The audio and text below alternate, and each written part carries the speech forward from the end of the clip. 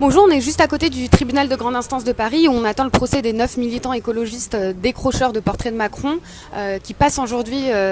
devant la chambre antiterroriste et risquent jusqu'à de la prison ferme. Je pense que c'est très important de les soutenir et de dénoncer cette répression politique et juridique qui montre la grande fumisterie de Macron lorsqu'il prétend qu'il a changé, qui dénonce Bolsonaro et les incendies en Amazonie, alors que c'est le même qui organise la répression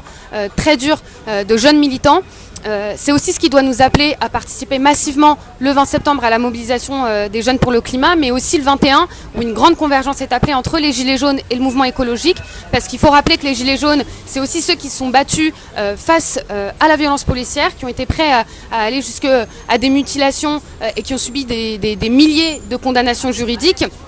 Parce qu'en réalité, la mobilisation des Gilets jaunes, c'était aussi un combat écologique, le combat qui consiste à dire que c'est pas aux pauvres de payer la facture des crimes organisés par les grandes entreprises multinationales qui sont les mêmes qui pillent les ressources en Afrique, qui sont Total et Areva. Et je pense que c'est autour d'un grand tous ensemble qu'on doit préparer la contre-offensive par rapport à toutes les mesures austéritaires que nous prépare le gouvernement, la réforme des retraites,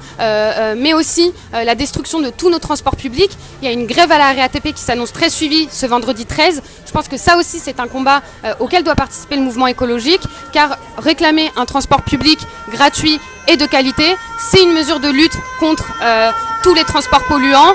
et c'est tous ensemble, jeunes, travailleurs, précaires, gilets jaunes, militants écolos, qu'on doit se préparer à répondre à l'offensive de Macron et de son gouvernement.